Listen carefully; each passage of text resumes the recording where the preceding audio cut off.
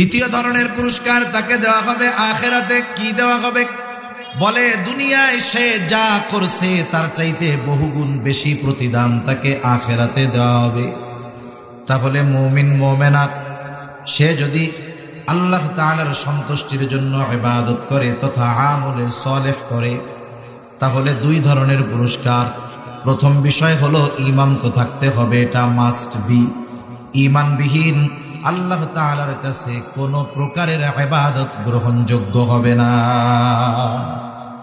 যে কোনো ইবাদত আল্লাহ তাআলার কাছে কবুল করাতে হলে ঈমান লাগবেই লাগবে, এটার বিকল্প কোনো কিছু নাই। দুই নাম্বার, আল্লাহ তাআলা শুধু আমল বলেন নাই, বলেছেন আমলে সালেহ। শুধু আমল আর আমলে সালেহ এই দুইটার মধ্যে অবশ্যই পার্থক্য আছে।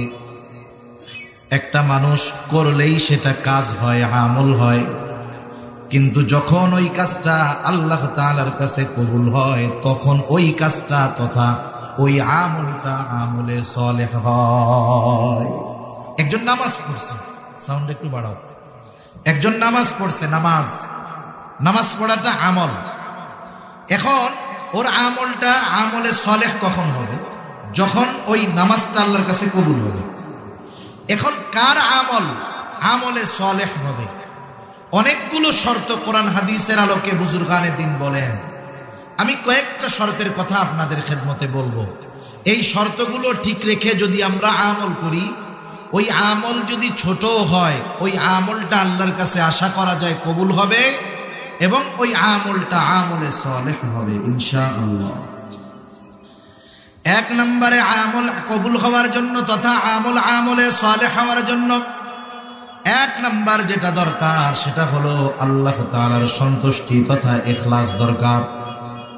আমার সারা জিন্দেগির আমল, এটা যত আমল হোক, বড় হোক আর ছোট হোক, আমার সকল আমলগুলো একমাত্র আল্লাহ তাআলার উদ্দেশ্যেই করতে হবে। আল্লাহ তাআলা কোরআনুল কারীমের মধ্যে বলেন, ওয়ামা উমিরু ইল্লা লিয়াবুদুল্লাহা মুখলিসিনা লাহুদ্দীন। ইখলাসের সাথে যতক্ষণ না আমল হবে ততক্ষণ ওই আমল যত বড় হোক আল্লাহ তাআলার কাছে ওই আমলটা কবুল হবে না। এজন্য আল্লাহ সুবহানাহু ওয়া তাআলার কাছে ওই আমলটাই সুন্দর, গ্রহণযোগ্য, যেটা আল্লাহর জন্য করা হয়। আল্লাহ তাআলা কিন্তু আমাদের কাছে বেশি আমলের কথা বলেননি। আল্লাহ তাআলা কোরআনুল কারীমের মধ্যে সুন্দর আমলের কথা বলছে, সুন্দর। আল্লাহ তাআলা সূরা মুলকের মধ্যে বলেন, আল্লাযী খালাকাল মাউতা ওয়াল হায়াতা লিয়াবলুয়াকুম আইয়ুকুম আহসানু আমালা। আল্লাহ তাআলা বলেন তিনি আল্লাহ। কে বলে? আল্লাযী খালাকাল মাউতা ওয়াল হায়া, যে মৃত্যু এবং জীবন সৃষ্টি করেছেন। কেন? বলে লিয়াবলুয়াকুম, তোমাদের পরীক্ষা করার জন্য তথা আমাদের পরীক্ষার জন্য আল্লাহ তাআলা মউত এবং হায়াত, মরণ এবং জীবন আল্লাহ সৃষ্টি করেছেন। বললাম কিসের পরীক্ষা? আল্লাহ তাআলা বলেন পরীক্ষা হলো আইয়ুকুম আহসানু আমালা, পরীক্ষাটা হলো তোমাদের কার আমল কত সুন্দর। আইয়ুকুম আকসারু আমালা আল্লাহ বলেন যে কে কত আমল করতে পারে, এটা বলেন নাই। আল্লাহ তাআলা বলতেছেন পরীক্ষা হলো কার আমল কত সুন্দর। এই জন্য আমাদেরকে আগে বুঝতে হবে আসলে সুন্দরের সংজ্ঞাটা কি। আমরা আমাদের কাছে সুন্দরের সংজ্ঞা হইল যেটা চোখ দিয়ে দেখার পরে আমার আপনার অন্তর তৃপ্ত হয়। চোখ দিয়া দেখলে ভালো লাগে, আমরা বলি এটা সুন্দর, দেখতে ভালো লাগতেছে। একটা মেয়ের চেহারা ভালো, বলে সুন্দর। তারপরে একটা জিনিস খুব ভালো মতো বানাইছে, বলে সুন্দর, চেয়ারটা সুন্দর, ফার্নিচারটা সুন্দর, ছেলেটা সুন্দর। তাহলে আমরা সুন্দর বলি কখন? যখন আমাদের চোখ ওই জিনিসটা দেখে তৃপ্ত হয়। আমাদের সামনে যদি একজন আফ্রিকার মানুষকে আইনা দেওয়া হয়, এই যে ইথিওপিয়ার মানুষ, ওদেরকে দেখার পরে কি আমরা সুন্দর বলবো? কতজনে ওরে কালারে এর যে কোড়ের তলে কালি আরো সাদা, কলমের কালির চাইতে কালা। তার মানে দেখেন এটা আমাদের কাছে সুন্দর না। কিন্তু আল্লাহ তাআলার কাছে তো এই সংজ্ঞা চলবে না। আল্লাহ তাআলার কাছে সৌন্দর্য নির্ভর করে ইখলাসের ভিত্তিতে, অন্তরের ভিত্তিতে সৌন্দর্য আল্লাহ তাআলা নিরূপণ করেন। এই জন্য তার কলব, যার কলব যত সুন্দর, যার ইখলাস যত ভালো, যার নিয়ত যত পরিশুদ্ধ, আল্লাহ তাআলার কাছে সে তত সুন্দর। একটা মানুষের দৈহিক গঠন যতই সুন্দর হোক না কেন, অন্তর যদি রোগে ভরা থাকে, দুনিয়ার মানুষ তাকে সুন্দর বলতে পারে, কিন্তু আল্লাহ তাআলার কাছে সে সুন্দর নয়। এই পৃথিবীতে সৃষ্টিগত, অবকাঠামোগত কিছু কিছু জায়গায় সামান্য হুকুমগত পার্থক্য নারী পুরুষের মধ্যে আছে। যেমন নারী পুরুষ শব্দগত পার্থক্য আছে না নাই? আছে। এরপরে দৈহিক গঠনের দিক দিয়ে পার্থক্য আছে না নাই? এটা আছে, স্বাভাবিক, নারী পুরুষ আলাদা। এখন শরীয়তের দৃষ্টিতে কিছু পার্থক্য আছে, যদিও পার্থক্যটা নিয়ে আমি লম্বা আলোচনা করব না, ওদিকে যাবই না।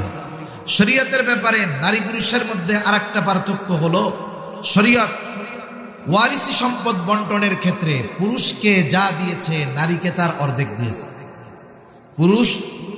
একজন নারীর দ্বিগুণ পাবে পুরুষ। এক্ষেত্রে যদিও দৃশ্যমান মনে হয় যে নারীকে ইসলাম কম দিয়েছে, নাউজুবিল্লাহ, এটা কখনোই নয়। আপনাদের একটা কথা বললেই বুঝতে পারবেন। একজনের মাসে বেতন হলো 50,000 টাকা। কত হাজার? অনেক টাকা বেতন না? 50,000। আর একজনের বেতন হইল 20,000। কত কম? অর্ধেকেরও কম। কিন্তু 50,000 টাকা যিনি বেতন পান, উনি চট্টগ্রাম শহরে বাসা ভাড়া দিয়ে থাকা লাগে, তার বাসা ভাড়াই চলে যায় 15,000 টাকা। এই লোকটার মা বাবা আছে, সাথে তার সন্তান আছে 2-3 জন। এই সব কিছু মিলাইয়া মাস শেষে তার 50,000 টাকার কিছুই থাকে না। আর একজন পায় 20,000 বা 25,000 বা 30,000 টাকা, কিন্তু তারা পরিবারে মাত্র 2 জন। এদের কোনো অসুবিধা নাই, বাচ্চা কাচ্চা নাই, মা বাবা নাই, এক্সট্রা কোনো খরচ নাই, আবার বাসা ভাড়াও নাই। এখন বলেন তো, মাস শেষে এর খরচ হয় 10,000 15,000 টাকা, এর ডানে থাকে আরো 15,000 টাকা। যদিও দেখা যায় ওই ব্যক্তি 50,000 পেয়েছে, কিন্তু তার খরচ 50,000 টাকা আছে, কিন্তু এই ব্যক্তি দেখা যাচ্ছে পাচ্ছে 25,000 30,000, কিন্তু তার খরচ আছে 10,000। বলেন তো মাস শেষে বেশি আছে কার? একটু বলেন না, যে 30,000 পায় তার। একটু চিন্তা করেন, এই দুনিয়ায় আল্লাহ তাআলা নারীদেরকে কোনো খরচ দেন নাই। নারী যখন বাবার ঘরে থাকে, একেবারে বিবাহের আগ পর্যন্ত 1 টাকার কোনো জিনিস লাগলে ওইটাও বাপ কিনে দিতে বাধ্য। পুরুষের ক্ষেত্রে একটা ছেলে যখন বালেগ হয়ে যায়, প্রাপ্তবয়স্ক হয়ে যায়, শরীয়তে আহাদ্দুল বুলুগ, বালেগ হওয়ার সর্বশেষ সময়সীমা 15 বছর। কত বছর? 15 বছর। আবার ইংরেজি হিসাবে না, আরবি হিসাবে। সেই হিসাবে হয় 14.5 বছর। ইংরেজি হিসাবে 14.5 বছর বয়সে একটা ছেলে বালেগ হয়ে যায়, এটা হলো শেষ সীমা, এর আগেও হইতে পারে। এখন একটা ছেলে, পুরুষ ছেলে বালেগ হওয়ার পরে বাবা যদি ওই প্রাপ্তবয়স্ক সন্তানকে খরচ দিয়ে লেখাপড়া করায়, এটা বাবার সন্তানের প্রতি এক্সট্রা এহসান। বাপ তখন দিতে বাধ্য না। যদি বালেগ হওয়ার পরে সন্তানের খরচ বাবা বহন করে, বাবা বাধ্য না। এক্ষেত্রে বাবা যদি তার উপরে করে, এটা তার প্রতি এক্সট্রা দয়া, এক্সট্রা মায়া, এক্সট্রা ইহসান। কিন্তু একটা মেয়ে বালেগা হয়ে যাক, 30 বছর হয়ে গেছে, বিবাহ হয় না, শরীয়ত বলে ওই বাবা যতদিন মেয়ের বিবাহ না হবে ততদিন পর্যন্ত মেয়ের খরচ চালাইতে বাবা বাধ্য। তাহলে ছেলের ক্ষেত্রে খরচ চালাইতে বাধ্য সর্বোচ্চ 14.5 বছর, আর মেয়ের ক্ষেত্রে বিবাহ হওয়ার আগ পর্যন্ত খরচ চালাইতে বাবা বাধ্য। এখন আমাকে বলেন, বিবাহের আগে এই মেয়েটা পুরুষের চাইতে ফ্যাসিলিটি বেশি পায় না কম পায়? নিঃসন্দেহে বেশি পায়। এরপরে বিবাহ হয়ে গেল মেয়েটার। বিবাহের পরে যখন শ্বশুর বাড়িতে গেল, স্বামীর ঘরে গেল, স্বামী তো ওই কথার স্বীকৃতি দিয়েই তাকে বিবাহ করে, যে তার দৈনন্দিন যেই খরচপাতি, দিনের উপরে পরিচালনা করা, তার বাসস্থান, সব কিছুর জিম্মাদারি নিয়েই তো সে এই বিবাহে মত প্রকাশ করে, কবুল বলে। ঠিক কিনা বলেন? তার মানে সব খরচ হয়ে গেল, তার স্বামীর কান্দে পড়ে গেছে। এরপরে স্বামীর বাড়ি থেকে যখন বাবা তারে নিয়ে আসে, ভাই তাকে তাদের বাড়িতে আনে, কোনো সময় বোনদের খরচ দেওয়া লাগে না। ভাই যদি অ্যাবিলিটি সম্পন্ন হয়, ভাই খরচ দেয়, নাইলে স্বামী দেয়, নাইলে বাবা দেয়। ঠিক কিনা বলেন? তার কোনো খরচ নাই। এখন আসেন, আল্লাহ তারে সন্তান দিছে, স্বামী দুনিয়া থেকে চলে গেছে। হায় হায়, আল্লাহ তাআলা এই জায়গায় সন্তানের উপরে আরো কঠোর আরোপ করেছে যে খবরদার, মা বাবারে তো দিবাই দিবা, বরং মা বাবার যদি এক্সট্রা কিছুর প্রয়োজন হয় তাও তুমি সন্তান দিতে বাধ্য। তাহলে সে যখন মেয়ে তখন তার খরচ চালায় বাপ, সে যখন স্ত্রী তার খরচ চালায় স্বামী, সে যখন মা স্বামী দুনিয়ায় নাই ওই মহিলার সব খরচ চালাইতে বাধ্য তার সন্তান। এদিক দিয়ে এখন একটা বেটার অবস্থা দিয়ে চিন্তা করেন, পুরুষ এবার কিছুদিন পরে চাকরি বাকরি করে ঢুকবে। কত আছে চট্টগ্রামের মানুষ, চিটাগাঙের অনেক যুবকরা ফোন দেয়, হুজুর আপনারা একটু বিবাহ শাদীর ওয়াজ করেন। কেন রে? কয় কামাই করতে করতে সব শেষ, সবাইরে সব কিছু দিলাম, এখন আমার বিবাহ করার টাকা পয়সা নেই। কেন, কি হয়েছে? বলে মা বাবার খরচ, বোনদের বিবাহর খরচ, এইগুলা করতে করতে আমার যৌবন শেষ, কিন্তু আমারে বিবাহ শাদী দিচ্ছে না। তাহলে একটা পুরুষ শুরুর থেকেই সে ঘানি টানতে শুরু করে। প্রথম ঘানি টানে তার পরিবার মোটামুটি যখন একটা অবস্থায় যায়, এইবার তার উপরে বিবাহ দেওয়া হয় তাকে। এইবার আর একজন এসে তার কাঁধে বসে। যেই মেয়েটা এসে তার স্ত্রী হয়, তার পেছনে সব খরচ চিকিৎসা থেকে নিয়ে সব এই স্বামী করে। সন্তান আসতে দুনিয়ায়, এবার সে বাবা হয়, সে করে। তার মানে একটা পুরুষের গোটা হায়াত মরার আগ পর্যন্ত শুধু খরচ হয়, আর একটা মেয়ে মরা পর্যন্ত তাকে আল্লাহ যা দিছে ওইটাই থাকে, তার কোনো খরচ নেই। সেজন্য পুরুষকে দেখা যায় বেশি, কিন্তু পুরুষের খরচটাও বেশি। নারীকে দেখা যায় ঠিক কম, কিন্তু খরচ যেহেতু নাই, যা পায় তাই থেকে যায়। এখন বলেন, আল্লাহ তাআলা নারীদেরকে কম দেয় নাই, বরং নারীদের প্রতি ইনসাফ রক্ষা করে নারীদেরকে আল্লাহ তাআলা আরো বেশি দিয়েছেন, ঠিক কিনা বলুন? তা আল্লাহ তাআলা এই জায়গাটা ছাড়া এমনটা আল্লাহ করেন নাই যে ইবাদতের ক্ষেত্রে পুরুষ 2 রাকাত পড়লে সওয়াব বেশি, নারী 2 রাকাত পড়লে সওয়াব কম। এমনটা কি আল্লাহ করছে নাকি? এই মৌলিক বিষয়ে আল্লাহ তাআলা নারী পুরুষকে কাউকে বেশি কম আল্লাহ তাআলা করেন নাই। অথচ আমাদের সমাজে আছে, এখনো আমাদের দেশে আছে যারা নারীবাদী, নারীদের পক্ষ নিয়ে লাফায়। এরাও এদের অধীনস্থ নারীদেরকে পুরুষদের চাইতে কম বেতন দেয়, একই পরিশ্রম করায় নারীকে দিয়ে আরো বেশি করায়। দেখা যাবে কি সে নারী হওয়ার কারণে তাকে পারিশ্রমিক কম দেয়। সমাজে আছে না নাই? আছে। এখন আসেন, আল্লাহ তাআলা কোরআনুল কারীমের মধ্যে সেই কথা জানায়া দেন, নারী পুরুষের সমতা এখানে। যারা বলে নারী পুরুষ সমানাধিকার চাই, তারা যেই দৃষ্টিকোণ থেকে বলে ওটা নিঃসন্দেহে শরীয়তের সাথে সাংঘর্ষিক। আর আমরা বলি নারী পুরুষের সমতা আল্লাহ তাআলা ঠিকই রেখে দিয়েছেন, যে সব জায়গায় দরকার সে সব জায়গায় দিয়েছেন, যেই জায়গায় যেটা দরকার ইনসাফের ভিত্তিতে আল্লাহ তাআলা সবকিছু নির্ধারণ করেছেন। এই ইবাদতের ক্ষেত্রে আল্লাহ তাআলা যেই বিনিময় দেন বান্দাকে, এক্ষেত্রে নারী পুরুষের সমতার বিধান আল্লাহ রাখছে। বুঝেন নাই? কারণ আমি নামাজ পড়লে যেই সওয়াব হবে, নারী পড়লেও সেই সওয়াব হবে, এমনটা নয় যে নারীর জন্য নারী হওয়ার কারণে আল্লাহ সওয়াব কমাই দিবেন, এমনটা আছে? এই কথাই আল্লাহ তাআলা বলেন, মান আমিলা সালিহাম মিন যাকারিন আও উনসা ওয়া হুয়া মুমিন ফালানুহয়িয়ান্নাহু হায়াতান তাইয়্যিবাহ ওয়া লানাজজিয়ান্নাহুম আজরাহুম বিআহসানি মা কানু ইয়ামালুন। আল্লাহ রাব্বুল আলামিন বলেন, মান আমিলা সালিহাম মিন যাকারিন আও উনসা ওয়া হুয়া মুমিন,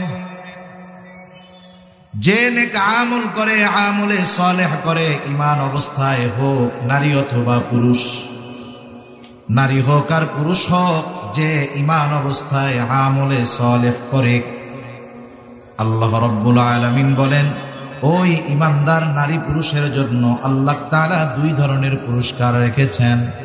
আল্লাহ তাআলা বলেন এক ধরনের পুরস্কার দেওয়া হবে দুনিয়ায়, ফালানুহয়িয়ান্নাহু হায়াতান তাইয়্যিবাহ। 1 নাম্বার আল্লাহ তাআলা বলেন তাকে দুনিয়ায় পবিত্র জিন্দেগি দেওয়া হবে, পবিত্র হায়াত তাকে দেওয়া হবে। আর 2 নাম্বার পুরস্কার, দ্বিতীয় ধরনের পুরস্কার আল্লাহ তাআলা বলেন ওয়ালা নাজজিয়ান্নাহুম আজরাহুম বিআহসানি মা কানু ইয়ামালুন। দ্বিতীয় ধরনের পুরস্কার তাকে দেওয়া হবে আখিরাতে। কি দেওয়া হবে? বলে দুনিয়ায় সে যা করছে তার চাইতে বহুগুণ বেশি প্রতিদান তাকে আখিরাতে দেওয়া হবে। তাহলে মুমিন মুমিনাত সে যদি আল্লাহ তাআলার সন্তুষ্টির জন্য ইবাদত করে তথা আমলে সালেহ করে, তাহলে 2 ধরনের পুরস্কার। প্রথম বিষয় হলো ঈমান তো থাকতে হবে, এটা মাস্ট বি। ঈমানবিহীন আল্লাহ তাআলার কাছে কোনো প্রকারের ইবাদত গ্রহণযোগ্য হবে না। যে কোনো ইবাদত আল্লাহ তাআলার কাছে কবুল করাতে হলে ঈমান লাগবেই লাগবে, এটার বিকল্প কোনো কিছু নাই। 2 নাম্বার, আল্লাহ তাআলা শুধু আমল বলেন নাই, বলেছেন আমলে সালেহ। শুধু আমল আর আমলে সালেহ এই দুইটার মধ্যে অবশ্যই পার্থক্য আছে। একটা মানুষ করলেই সেটা কাজ হয়, আমল হয়, কিন্তু যখন ওই কাজটা আল্লাহ তাআলার কাছে কবুল হয় তখন ওই কাজটা তথা ওই আমলটা আমলে সালেহ হয়। একজন নামাজ পড়ছে, সাউন্ড একটু বাড়াও। একজন নামাজ পড়ছে, নামাজ পড়াটা আমল। এখন ওর আমলটা আমলে সালেহ কখন হবে? যখন ওই নামাজটা আল্লাহর কাছে কবুল হবে। এখন কার আমল আমলে সালেহ হবে? অনেকগুলো শর্ত কোরআন হাদিসের আলোকে বুজুর্গানে দিন বলেন।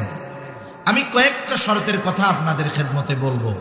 এই শর্তগুলো ঠিক রেখে যদি আমরা আমল করি, ওই আমল যদি ছোট হয় ওই আমলটা আল্লাহর কাছে আশা করা যায় কবুল হবে এবং ওই আমলটা আমলে সালেহ হবে ইনশাআল্লাহ। 1 নম্বরে আমল কবুল হওয়ার জন্য তথা আমলে সালেহ হওয়ার জন্য 1 নাম্বার যেটা দরকার সেটা হলো আল্লাহ তাআলার সন্তুষ্টি তথা ইখলাস দরকার। আমার সারা জিন্দেগির আমল, এটা যত আমল হোক, বড় হোক আর ছোট হোক, আমার সকল আমলগুলো একমাত্র আল্লাহ তাআলার উদ্দেশ্যেই করতে হবে। আল্লাহ তাআলা কোরআনুল কারীমের মধ্যে বলেন, ওয়ামা উমিরু ইল্লা লিয়াবুদুল্লাহা মুখলিসিনা লাহুদ্দীন। ইখলাসের সাথে যতক্ষণ না আমল হবে ততক্ষণ ওই আমল যত বড় হোক আল্লাহ তাআলার কাছে ওই আমলটা কবুল হবে না। এজন্য আল্লাহ সুবহানাহু ওয়া তাআলার কাছে ওই আমলটাই সুন্দর, গ্রহণযোগ্য, যেটা আল্লাহর জন্য করা হয়।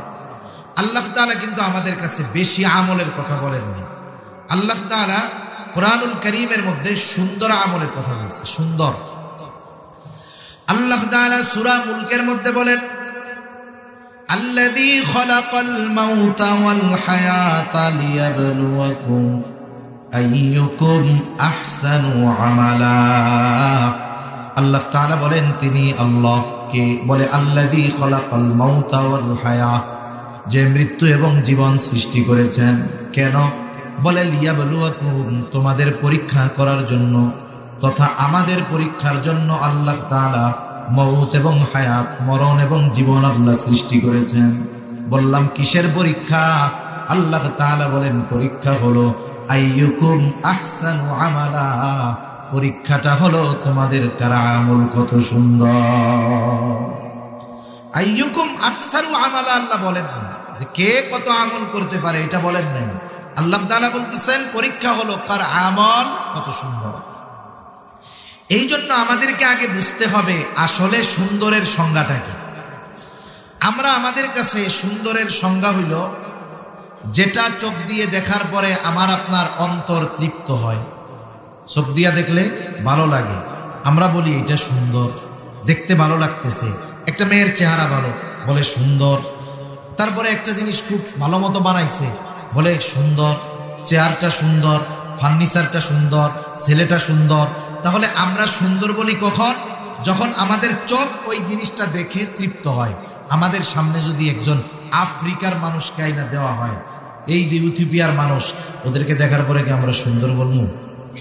কতজনে ওরে কালারে এর যে কোড়ের তলে কালি আরো সাদা, কলমের কালির চাইতে কালা। তার মানে দেখেন এটা আমাদের কাছে সুন্দর না।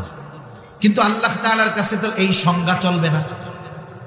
আল্লাহ তাআলার কাছে সৌন্দর্য নির্ভর করে ইখলাসের ভিত্তিতে, অন্তরের ভিত্তিতে সৌন্দর্য আল্লাহ তাআলা নিরূপণ করেন। এই জন্য তার কলব, যার কলব যত সুন্দর, যার ইখলাস যত ভালো, যার নিয়ত যত পরিশুদ্ধ, আল্লাহ তাআলার কাছে সে তত সুন্দর। একটা মানুষের দৈহিক গঠন যতই সুন্দর হোক না কেন, অন্তর যদি রোগে ভরা থাকে, দুনিয়ার মানুষ তাকে সুন্দর বলতে পারে, কিন্তু আল্লাহ তাআলার কাছে সে সুন্দর নয়।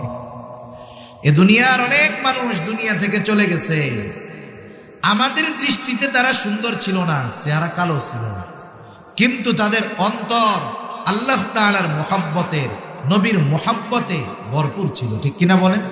এ মানুষগুলো আমরা সুন্দর না বললেও আল্লাহ তাআলার কাছে সুন্দর। এজন্য ওই ইবাদতটা সুন্দর হবে যেই ইবাদতের মধ্যে আল্লাহর সন্তুষ্টি আছে, ইখলাস আছে।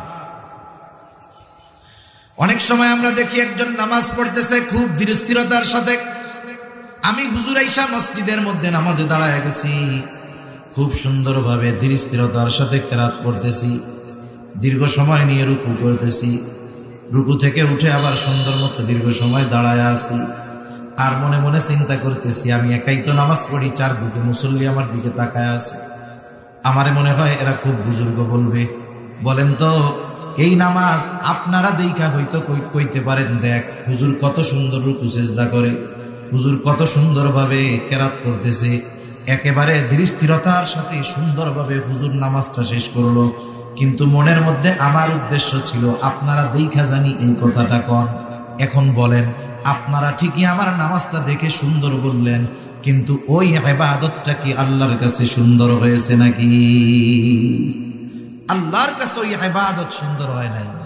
এজন্য ইবাদত যত বড় হোক আর ছোট হোক, যদি আল্লাহর জন্য না হয় ওই ইবাদত আখিরাতে নাজাত পাওয়া তো বহুদূর, ওই ইবাদত তার জাহান্নামে যাওয়ার কারণ হয়। প্রসিদ্ধ হাদিস আছে তো, রাসূল আকরাম সাল্লাল্লাহু আলাইহি ওয়াসাল্লাম বলেন, কিয়ামতের দিন সর্বপ্রথম তিন শ্রেণীর মানুষকে হিসাবের জন্য ডাকা হবে। এক নাম্বার একজন শহীদকে ডাকা হবে, শহীদ রক্তাক্ত অবস্থায় আল্লাহর সামনে হাজির হয়ে যাবে। তোমার এই অবস্থা কেন? আল্লাহ তাআলা জিজ্ঞাসা করবে, বলে আল্লাহর জমিনে আল্লাহর দ্বীন প্রতিষ্ঠা করার জন্য কাফেরদের বিরুদ্ধে করে আমি আমার জীবন দিয়ে দিয়েছি। আল্লাহ তাআলা জিজ্ঞাসা করবেন, বুঝলাম এই জন্য লড়াই করছো, কিন্তু মূল উদ্দেশ্য কি ছিল, কার জন্য করছো? লোকটা এবার বলবে, আল্লাহ, শুধুমাত্র আপনার সন্তুষ্টির জন্য। আল্লাহ তাআলা বলবেন, না বান্দা, তুমি মিথ্যা বলতেছ, কারণ আল্লাহ তাআলা অন্তর্যামী, তিনি আমার আপনার সকলের মনের খবর জানেন। আল্লাহ তাআলা বলবেন, না বান্দা, তুমি মিথ্যা বলতেছ, আমি তোমার অন্তরের খবর জানি। তুমি করেছো যাতে করে দুনিয়ার মানুষ তোমার যুদ্ধের প্রশংসা করে, বীরত্বের প্রশংসা করে। যে উদ্দেশ্যে তুমি দুনিয়া যুদ্ধ করেছো, মানুষ তোমাকে বীর ডেকেছে, তোমার বীরত্বের প্রশংসা করেছে, তার মানে উদ্দেশ্য যেটা ছিল সেটা দুনিয়ায় পেয়ে গেছো। সুতরাং আমি আল্লাহর তরফ থেকে তোমার জন্য কিছু নাই, তুমি চলে যাও, তোমার ঠিকানা হলো চিরস্থায়ী জাহান্নাম। জিজ্ঞাসা করা হবে, আমি আল্লাহ তোমাকে এত সম্পদ দিলাম, সম্পদগুলা কোথায় ব্যয় করেছো? লোকটা বলবে, আল্লাহ, আপনার দেওয়া সম্পদ আমি মানুষের মাঝে দান করেছি, সাদকা করেছি, যার খাবার নাই তারে খাবার কিনে দিয়েছি, যার ঘর নাই তাকে ঘর বানায় দিয়েছি। আল্লাহ তাআলা বলবে, কোন উদ্দেশ্যে করছো? লোকটা বলবে, আল্লাহ, আপনার সন্তুষ্টির জন্য করেছি। আল্লাহ তাআলা বলবেন, না বান্দা, না না, আমি আল্লাহ তোমার অন্তরের খবর জানি। তুমি মানুষকে দান করেছো যাতে করে দুনিয়ার মানুষ তোমাকে দানবীর বলে, তোমার দানের প্রশংসা করে, সমাজ সেবক বলে। তুমি যে উদ্দেশ্যে দান করেছো দুনিয়ায় পেয়ে গেছো, দুনিয়ার মানুষ তোমার দানের প্রশংসা কইরা তোমারে দানবীর বলছে, সমাজ সেবক বলছে, গরিবের বন্ধু বলছে। সুতরাং আমি আল্লাহর তরফ থেকে আজকে তোমার জন্য কিছুই নাই, তুমি চলে যাও, তোমার ঠিকানা হলো জাহান্নাম। আল্লাহ তাআলা আরেকজন কারি সাহেবকে ডাকবে, আলেমকে ডাকবে, জিজ্ঞাসা করবে, কেন ইলম অর্জন করেছো, কেন কোরআন শিখেছো? লোকটা বলবে, আল্লাহ, আপনার সন্তুষ্টির জন্য ইলম অর্জন করেছি।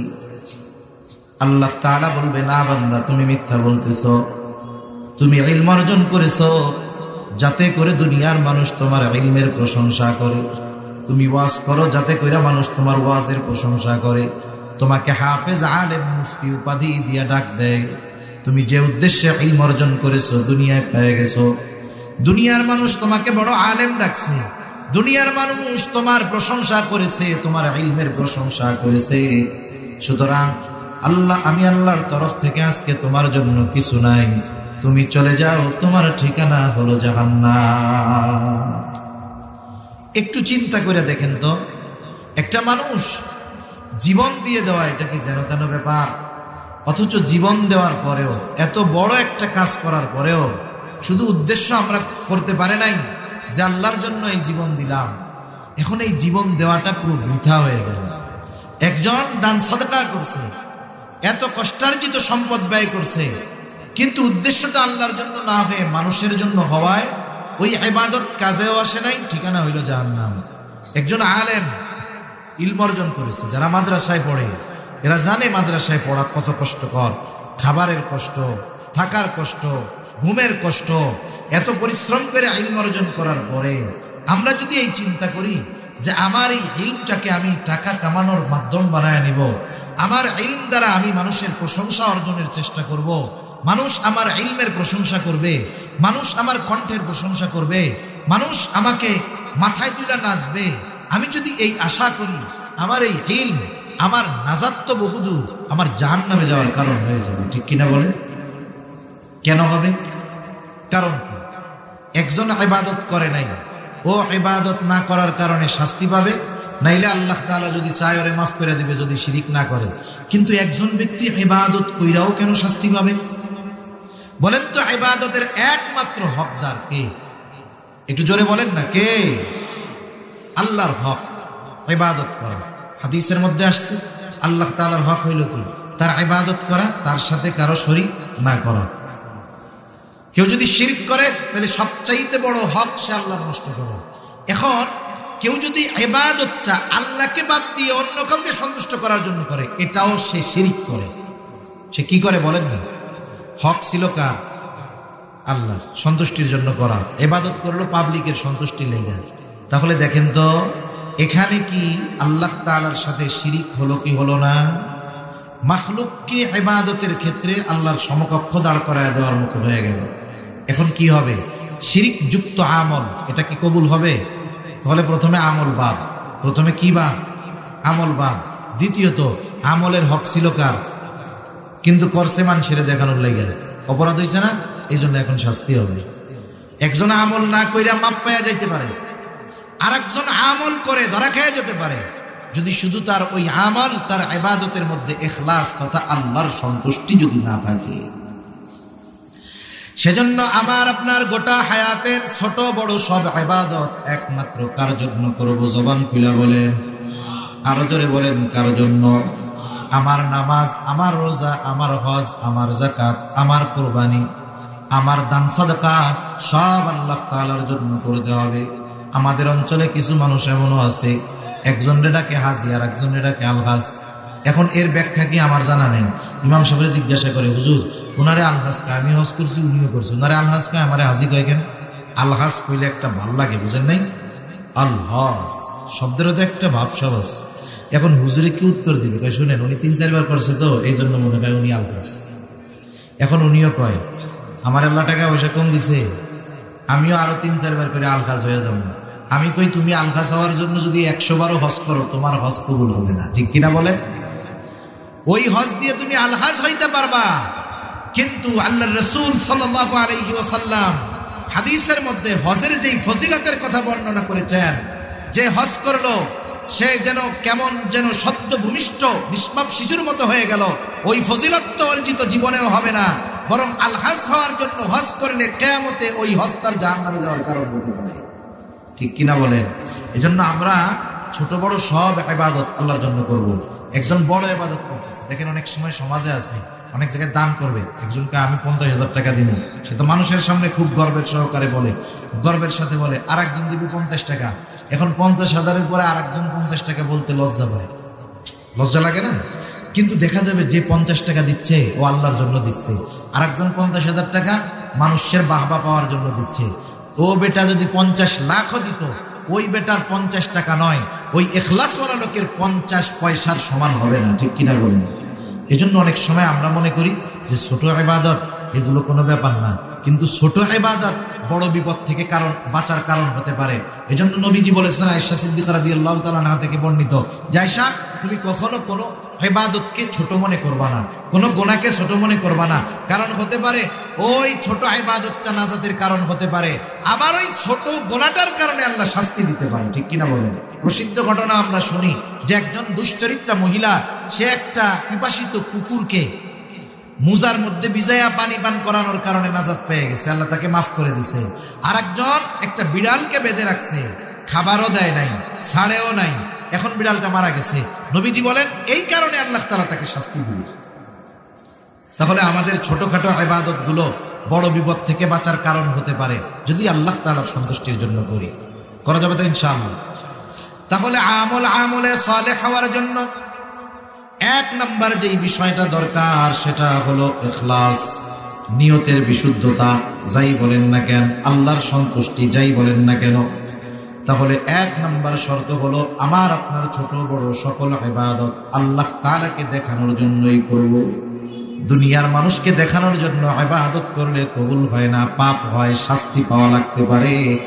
আর আল্লাহকে দেখানোর জন্য ইবাদত করলে ওই ইবাদত দ্বারা আখিরাতে নাজাত পাওয়ার কারণ হয়ে যেতে পারে।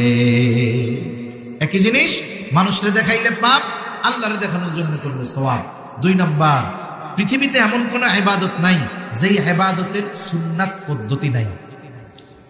রাসূলের তরিকা লাগবে দুই নাম্বার। এক নম্বরে ইখলাস, দুই নম্বর রাসূল সাল্লাল্লাহু আলাইহি ওয়াসাল্লামের পদ্ধতি। দুনিয়ায় কোনো ইবাদত নাই যেই ইবাদত রাসূলের তরিকায় করার পদ্ধতিও নাই। আছে এরকম? নাই। সব ইবাদতের মধ্যে রাসূল সাল্লাল্লাহু আলাইহি ওয়াসাল্লামের পদ্ধতি আছে।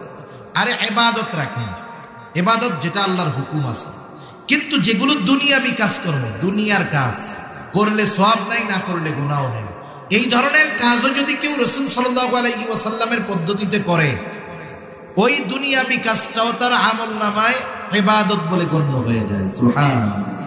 যেমন আমাদের দৈনন্দিন কিছু কাজ আছে। একটা কাজ কি, প্রতিদিন আমাদের জরুরত সারা লাগে, প্রস্রাব করা লাগে, পায়খানা করা লাগে কি লাগে না? প্রস্রাব পায়খানা কইরা ছাড়া তো মানুষের বাঁচার উপায় নাই। যখন বাথরুমে চাপ দেয় তখন ওইটাই দুনিয়ার সবচেয়ে আরামের কাজ। ওইটা যদি না করে কি কষ্ট বুঝতে পারবে। এজন্য মানুষরা এখন ট্রেডিশন পাল্টায়া দিছে, ঘর বাড়ি যা করুক বাথরুমটারে টাইলস টুইলস দিয়ে সুন্দর মতো আগে করে, যে কোনো জায়গায় আগে বাথরুমটাকে সুন্দর করে। অথচ বাথরুমে যাইয়া কি কয় ঘন্টা থাকবে? সারাদিনে নাইলে সর্বোচ্চ আধা ঘন্টা 1 ঘন্টা থাকবে। অথচ বাথরুমের মধ্যে দামি দামি টাইলস ব্যবহার করে, আর এই সুন্দর সুন্দর লাইটিং দেয়। কারণ ওই বেটা মনে হয় বুঝে যে এইখানে থাকমু কম সময়, কিন্তু এই কামটা সবচেয়ে আরামের। এই জন্য এই জায়গাটা খুব ভালো মতো বানাইতে হবে। এখন দেখেন, একজন মানুষ প্রত্যেকেরই জরুরত ছাড়ার দরকার আছে। এখন কেউ যদি এই চিন্তা করে এত টাকা দিয়ে 10 লাখ টাকা খরচ করে আমি বাথরুম বানাইলাম, এখানে যদি দৈনিক 3 ঘন্টা না থাকি তাহলে হয় নাকি? এই কাজ কি কেউ করে নাকি? বাথরুম যত হাই কোয়ালিটির হোক, কাজ শেষ তো ওই জায়গায় আর 5 সেকেন্ডও দাঁড়াইতে মন চায় না। কেউ যদি লক্ষ টাকা খরচ করে বাথরুম করে, সারা জীবনেও যদি একবার ওই জায়গায় জরুরত না সারে, কিয়ামতের দিন তারা জিজ্ঞাসা করা হবে না। আবার কেউ যদি বাথরুম করতে গিয়ে সময় বেশি লাগায়, এই কারণে তার সওয়াবও হবে না। তবে বাথরুম করতে গিয়ে যদি নবীজির পদ্ধতি অনুসরণ করে, মনে করেন ঘুম থেকে সকালবেলায় উঠছে, আজান শুনছে, ঘুম ভাঙছে, ফজরের নামাজে আসবে, এখন চিন্তা করতেছে যে আমি কি শুধু প্রস্রাব কইরাই চলে যাব না ওযু কইরাই নামাজে যাব? নামাজের সময় তো আছে। তাহলে যদি নামাজের মধ্যে প্রস্রাব পায়খানার বেগে চাপ দেয়, তাইলে নামাজের মধ্যে ইতমিনান এটুক থাকা অসম্ভব। কারণ তখন মুড়ামুড়ি শুরু করবে। ইমাম সাহেব যদি ইন্না আতাইনা কাল কাউসারও পড়ে, তখন মনে হবে যে ইয়া বড় সূরা পড়তেছে। তাইলে আমি জরুরতটা সারি কেন? যেন নামাজটা আমি খুব প্রশান্তির সাথে পড়তে পারি। এই উদ্দেশ্য কইরা এবার উনি মাথার মধ্যে টুপি দিছে বা গামছা দিছে, কারণ মাথা ঢেকে রেখে বাথরুমে যাইতে হয়। টুপি হোক আর গামছা হোক, উনি এবার মাথাটা ঢাকছে, বাথরুমে ঢুকতেছে। এমনিই জরুরত ছাড়তো, কিন্তু নিয়তটার সাথে কি করছে যে আমি যেন নামাজটা ঠিক মতো পড়তে পারি, নামাজটা পড়ে যেন প্রশান্তি পাই, ওই সময় যেন আমার কষ্ট না হয়, নামাজটা সুন্দর করণার্থে সে বাথরুমে ঢোকা শুরু করছে। এবার গেছে সামনে, ঢোকার আগে দোয়া পড়ছে, মাথা ঢাকছে। আমি মোটা মোটা সুন্নত গুলা বলতেছি আর কি। এরপরে ঢোকার আগে দোয়া পড়ছে। অনেকে জানে না, অনেকের জিজ্ঞাসা করছি দোয়া পড়েন কোন সময়? বাথরুমের মধ্যে ঢুইকা এরপরে দোয়া পড়ি না, বাথরুমে ঢোকার আগে দোয়া পড়তে হবে। এবার সে বাথরুমে ঢোকার দোয়া পড়ছে, ঢোকার সময় বাম পা দিয়া ঢুকছে। এইবার বাথরুমের মধ্যে বসছে, বসে সুন্দর মতো বাথরুম জরুরত সারছে, ঢিলাকুলুক ব্যবহার করছে, পানি দিয়ে পরিষ্কার পরিচ্ছন্ন হয়েছে। ভেতরে যদি ওযুর ব্যবস্থা থাকে করছে, নাইলে বের হয়ে গেছে। বের হইছে কেমনে? বের হওয়ার সময় ডান পা দিয়ে বের হইছে, বের হওয়ার পরে দোয়া পড়ছে। এই জায়গায় 7-8টা সুন্নাত আছে।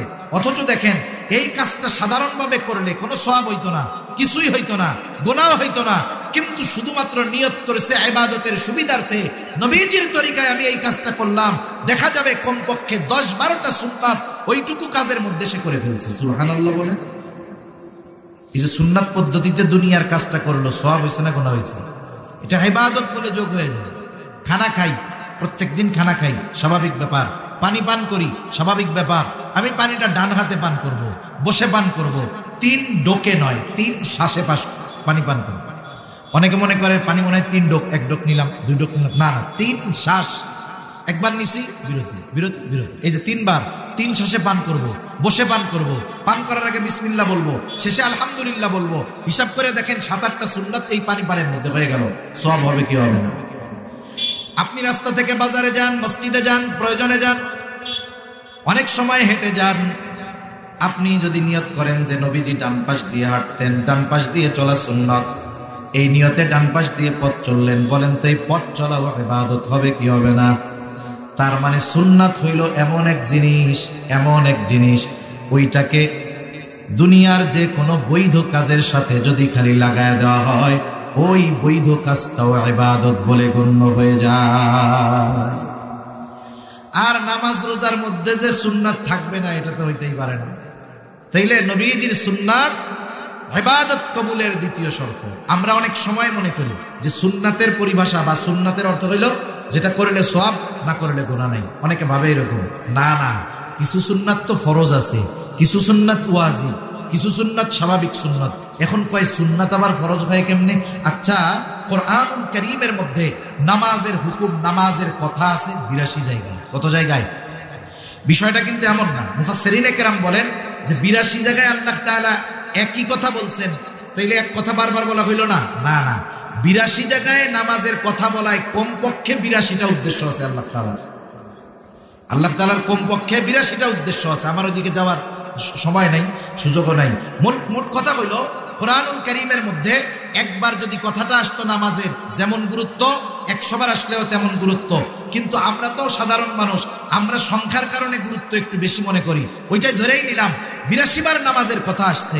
কিন্তু বলেন তো, দুনিয়ার কোন মুফাসসির সাহেবকে, আলেমকে নবীজির সুন্নাত বাদ দিয়ে, নবীজির হাদিস বাদ দিয়ে, শুধু কোরআন ধরায় দিয়ে যদি বলা হয় যে এক কাজ করো, আমরা ফজরের 2 রাকাত ফরজ নামাজ অথবা সুন্নাত নামাজ যেভাবে পড়ি, শুধুমাত্র কোরআন থেকে এটাকে বের করে দাও, কিয়ামত পর্যন্ত সম্ভব? জোরে বলেন সম্ভব?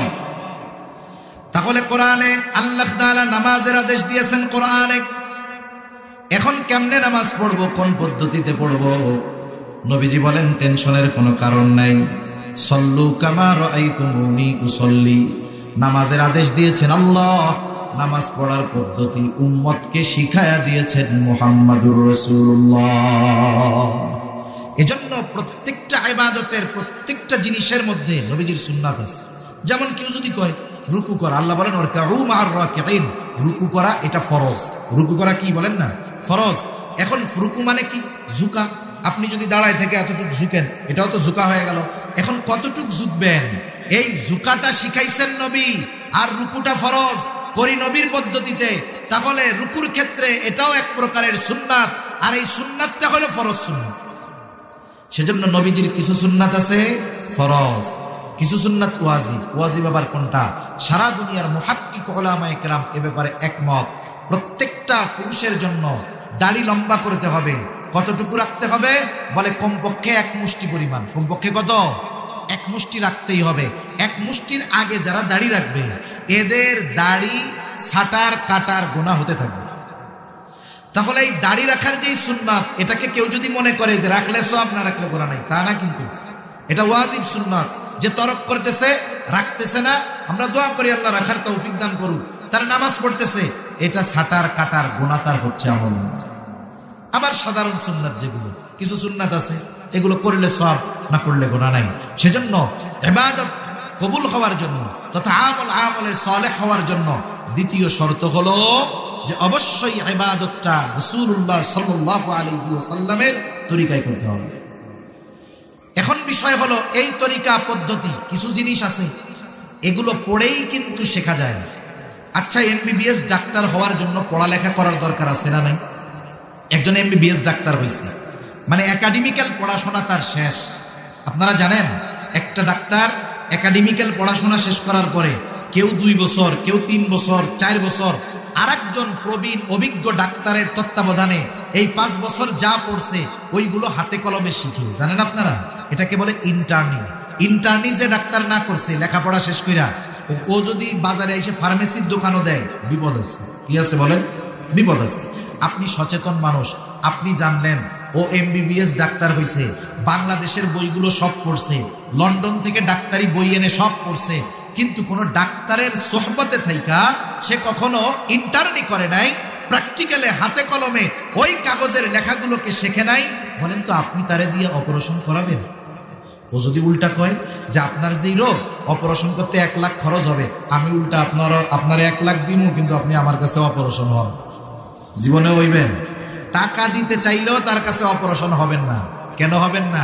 বলে আরে মিয়া তুমি যতই বই পড়ো না কেন, তুমি সোহবতে থাইকা প্র্যাকটিক্যাল ভাবে এগুলো তুমি শিখতে পারো না। ঠিক কিনা বলেন? এজন্য আমাদের দেশে অনেকে শুধু কইরাই বড় আলেম হয়ে যায় মনে করে, সোহবতে থাকাটাকে তারা কিছুই মনে করে না। সেজন্য আমাকে আপনাকে যদি সুন্নাত পদ্ধতিতে ইবাদত শিখতে হয়, উলামায়ে কেরামের তত্ত্বাবধানে সোহবতে গিয়ে শেখার বিকল্প আর কোনো কিছু না। 3 নম্বর শর্ত, যেই আমল করবে, যেই ইবাদত করবে, সেই ইবাদতের মাসলা মাসাইল গুলো তাকে জানতে হবে। এক্ষেত্রে আসে দ্বীনি ইলমের কথা। নবীজি এই কথাই বলেন, তলাবুল ইলমি ফারিদাতুন আলা কুল্লি মুসলিম। দ্বীনি ইলম শিক্ষা করা প্রত্যেক মুসলমান নরনারীর উপরে ফরজ। এখন মনে করেন যে ইলমি জ্ঞান অর্জন করে নাই, সে যে নামাজের ফরজগুলো জানে না, যে নামাজের ওয়াজিবগুলো জানে না, যে নামাজ ভাঙ্গার কারণগুলো জানে না, যে ওযু ভাঙ্গার কারণগুলো জানে না, এখন না জানা কারণগুলোর মধ্যে থেকে যদি কোনো একটা তার মধ্যে সংগঠিত হয়ে যায়, দেখা যাবে বছরের পর বছর নামাজ পড়তেছে কিন্তু তার 1 ওয়াক্ত নামাজও হয় না। কতজন আছে আমাদের দেশে এরকম শুনছি, নামাজের মধ্যে বায়ু ছেড়ে দিছে। কি ছেড়ে দিছে? এখন সে 2-3টা সাউসিজদা দিছে। একজন জিজ্ঞাসা করতেছে, কিরে ভাই তোমার নামাজে কি ভুল হইল যে সাউসিজদা দিলা? সাউসিজদা কেন দেয়? বলে নামাজে যদি ওয়াজিব ছুটা যায়, ঠিক না, সাউসিজদা দিতে হবে। এখন ওর নামাজের মধ্যে গেছে, পাত দিছে, ওযু ছুটে গেছে, ও যদি সাউসিজদা 2টা না 50টা দেয়, ওর নামাজ থাকবে? তাহলে দেখেন ইবাদত শুদ্ধ হওয়ার জন্য ইলম কত জরুরি। 1 নাম্বার, নামাজের যেই বাহিরে ভিতরে 13 ফরজ, নামাজি যে নামাজ পড়বে তার কথা বলতেছি, কমপক্ষে নামাজের বাহিরে ভিতরে 13 ফরজ জানতে হবে। কারণ ফরজ যদি ছুটে যায় নামাজ থাকবে না। এরপরে তার 14টা ওয়াজিব জানতে হবে। এখন সে যদি ওয়াজিব না জানে সাউসিজদা করতে পারবে না, ওয়াজিব ছুটে গেছে, সাউসিজদা দেয়নি, নামাজ হলো না। এরপরে আসেন নামাজ ভাঙ্গার কারণগুলো তাকে জানতে হবে, 19টি কারণ। এখন যদি কারণগুলো সে যদি না জানে, দেখা যাবে ওই রকম কারণ তার প্রতি রাকাত নামাজে 2-4টা ঘটে, তাহলে নামাজ তো আর হলো না। এরপরে তার ওযু ভাঙ্গার কারণগুলো জানতে হবে। এখন দেখেন যদি কারণগুলো না জানে, দেখা যাবে ওই যে ওই রকম পাত দিয়া সাউসিজদা দিবে, ওযু থাকবে, নামাজ থাকবে। তাহলে চিন্তা করে দেখেন দ্বীনি ইলম শিক্ষা করা কতটা জরুরি। এজন্য ইবাদত কবুল হওয়ার জন্য ওই ইবাদতের মাসলা মাসাইল তার পরিপূর্ণ জানার দরকার। নাইলে দেখা যাবে নিজের অজ্ঞাতসারে অনেক ইবাদত করতেছে কিন্তু কবুল হচ্ছে না। 4 নাম্বার যেটা দরকার সেটা হলো তার খাবারটা হালাল খাবার হইতে হবে। তার খাবারটা হালাল খাবার হইতে হবে। এখানে 2টা জিনিস লক্ষণীয়। একটা হলো শুধু খাবার হালাল হলে হবে না, ওই খাবার কেনার টাকাটাও হালাল হতে হবে। আমাদের দেশের অনেক মানুষ আছে উপার্জনের ব্যাপারে কোনো চিন্তা ভাবনা নাই, যা মন চায় অমনি ধইরা ঘাপুস ঘুপুস খায়। কবিতা পড়ছেন না? পুঁটি মাছ পাই না, একটা যদি পাই অমনি ধইরা ঘাপুস ঘুপুস খাই। এই কিছু মানুষ আছে উপার্জনের সময় এটা হালাল না হারাম দেখবে না, ঘাপুস ঘুপুস ওটা নিয়ে পকেটে জমাবে। পকেটের মধ্যে ঘুষের টাকা 30,000। এখন বাজারে আসছে, দেখে বিশাল বড় এক মহিষ জবাই হয়েছে। বড় মহিষ, বড় গরুর গোস্তের উপরে একটা মজা চাহিদা মানুষের থাকে। এখন ওই লোকের আবার ওয়াজ মনে পড়ে গেছে, পকেটের মধ্যে হলো ঘুষের টাকা। কিসের টাকা? বলেন এটা হালাল না হারাম? জোরে বলেন এটা কি? এখন ওই পকেটে ঘুষের টাকা। মনে রাখবেন ঘুষ হলো কেউ যদি একজনের কাছ থেকে জুলুম করে, সন্ত্রাসী করে, জোর করে কোনো টাকা নেয়, যেমন এটাও টাকাটা যেমনে নিছে চুরি করিয়া, দখল দিয়া, যেরকম অপরাধ, ওই ঘুষের টাকা নেওয়া তার চাইতে আরো বড় অপরাধ। যদিও কয় যে এটা চা খাওয়ার পয়সা, ওটা কোনো সুযোগ নেই। এখন পকেটের মধ্যে হারাম টাকা, তাহলে ঘুষের টাকা ওই ব্যক্তি যার কাছ থেকে নিছে তার হক নষ্ট করেছে, সে এটা জুলুম করে নিয়েছে সে। এখন পকেটের মধ্যে ওই হারাম টাকা। এখন গরুর গোস্ত দেখে চিন্তা করতেছে, এত বড় গরু এরা কষাই দুইজন জবাই দিল কেমনে? ওয়াজে শুনছে যে মক্কা শরীফের দুম্বাও যদি হয়, ওই দুম্বা যদি আল্লাহর নাম ছাড়া যদি অন্য কারো নামে জবাই দেওয়া হয়, ইচ্ছা করে আল্লাহর নাম বাদ যদি দেওয়া হয়, তাহলে ওই দুম্বার গোস্ত হালাল থাকবে। এখন কষাইরে গিয়ে কানে কানে জিজ্ঞেস করছে, ওই এত বড় গরু তোরা দুইজন তিনজন জবাই দিলি কেমনে? জবাই দেওয়ার সময় কি আল্লাহর নাম মনে ছিল? কষাইও চালাক না, বলে ভাই নামাজ কালাম পড়ি না, নিজের পাপ নিজে, হুজুররা ওয়াজে কইছে শুনছি শিরিক না করলে আল্লাহ মাফ করে দিব। এখন আমি যদি ইচ্ছা করি আল্লাহর নাম বাদ দিয়ে আপনাকে গোস্ত খাওয়াই, তাহলে কি হবে দেখেন, কতজনরে হারাম খাওয়ানো হবে। আমি এত বলদ না, নামাজ কালাম না পড়লে কি হবে, গরু জবাই দেওয়ার সময় আল্লাহর নাম ভুলিনি। তার মানে ও নিশ্চিত হইল যে এই গরুর গোস্ত হালাল আছে, ঠিক কিনা বলেন? এখন এই নিশ্চিত হওয়ার পরে বলে দাও আমাকে 10 কেজি গোস্ত দাও, সিনার থেকে দাও, রানের থেকে দাও, এই জায়গা থেকে দাও। এখন 10-15 কেজি গোস্ত নিয়ে পকেট থেকে টাকাটা যে দিচ্ছে, বলেন তো টাকাটা কি? খাবারটা হালাল কিনা এই ব্যাপারে কতটা সচেষ্ট সতর্ক, কিন্তু আপনার উপার্জনটার অবস্থা কি সেটার ব্যাপারে সতর্ক হন না কেন? একই কথা, যেহেতু ওই টাকাটা আপনার নয়, জুলুম করে নিয়েছেন আর একজনের কাছ থেকে, আপনি কেমন যেন ওই টাকা দিয়ে খাবার কিনলেন, তাহলে কি হইল, আপনি কেমন যেন ওকেও ঠকিয়ে ওর কাছ থেকে যেটা কিনলেন ওটাও আপনার জন্য বৈধ হবে না, ঠিক কিনা বলেন? এজন্য খাবার উপার্জন দুটোই হালাল হতে হবে। নবীজি এজন্য বলেন, কাসবুল হালালি ফরিদাতুম বাদাল ফরিদা, ফরজ ইবাদতের পরে অন্যতম ফরজ ইবাদত হলো হালাল উপার্জন করা। সাথে সাথে খাবারের ব্যাপারে সচেষ্ট থাকা, কারণ আল্লাহ রাব্বুল আলামিন প্রত্যেকটা রাসূলকে এই নির্দেশ দিয়েছেন। আল্লাহ তাআলা বলেন, ইয়া আইয়ুহার রাসূলু কুলু মিনাত তাইয়্যিবাতি ওয়া'মালু সালিহান। আল্লাহ তাআলা বলেন, হে রাসূলগণ আপনারা পবিত্র খান আর আমল সালেহ করেন। বুজুর্গানে দিন বলেন, এর দ্বারা উদ্দেশ্য হলো যারা পবিত্র খাবে তাদের আমলটা আল্লাহর দরবারে কবুল হবে, আর যদি খাবার পবিত্র না হয় তার আমলটা আমলে সালেহ হবে না, তার আমল আল্লাহর দরবারে কবুল হবে না। এজন্য আমলের সিজন আসতেছে, রমজান মাস, আমরা আগের থেকে প্রস্তুতি নিব। এগুলো পরিশুদ্ধ করে যদি ইবাদত করি, অল্প যদি হয়, আল্লাহ তাআলা আমাদেরকে ওই ইবাদতের বিনিময় দিবেন 2 ধরনের। কয় ধরনের বলেন? একটু জোরে বলেন, কয় ধরনের? একটা হলো দুনিয়ায়। দুনিয়ায় কি দিবেন? বলে হায়াতান তাইয়্যিবা দিব। হায়াতান তাইয়্যিবার ব্যাখ্যা অনেক, সব মুফাসসিরিনে কেরাম, সাহাবায়ে কেরাম, তাবেঈন, তাবে তাবেঈনের ব্যাখ্যাকে যদি একত্রিত করা হয় কয়েকটা শব্দের সমন্বয়ে, সুখময়, শান্তিময়, আনন্দময়, স্বাচ্ছন্দ্যময় এমন এক জীবন, যেই জীবনে সে ইবাদতের মজাও পাবে। বুঝেন নাই? সুখ থাকবে, সমৃদ্ধি থাকবে, শান্তি থাকবে, ইবাদতের মজা থাকবে, অমুখাপেক্ষী এক জীবন আল্লাহ তাআলা তাকে দান করবে। এটা হলো হায়াতান তাইয়্যিবা। তাহলে দুনিয়ায় যার রিজিকের টেনশন নাই, দুনিয়ায় যে ইবাদতের মজা পাইলো, দুনিয়ায় যে গুনাহ থেকে বাঁচতে পারলো, দুনিয়ায় যে নেককার বিবি পাইলো, নেক সন্তান পাইলো, বলেন তো এর চাইতে উত্তম বিনিময় আর কিছু হতে পারে নাকি? আল্লাহ বলেন দুনিয়া ওইটা দিব, আর আখিরাতে কি বলে? ওয়ালা নাজজিয়ান্নাহুম আজরাহুম বিআহসানি মা কানু ইয়ামালুন। অবশ্যই অবশ্যই তারা যা করছে তার চাইতে বহুগুণ বাড়িয়ে আল্লাহ তাআলা প্রতিদান দিবে। আল্লাহ সুবহানাহু ওয়া তাআলা আমাদের সবাইকে এই শর্তগুলোকে ঠিক রেখে শুধুমাত্র আল্লাহ তাআলার সন্তুষ্টির জন্য রাসূলের তরিকায় আমাদের সব ছোট বড় ইবাদতগুলো করার তৌফিক আল্লাহ দান করেন। সকলে বলি আমিন। ওয়া আখিরু দাওয়ানা আনিল হামদুলিল্লাহি রাব্বিল আলামিন।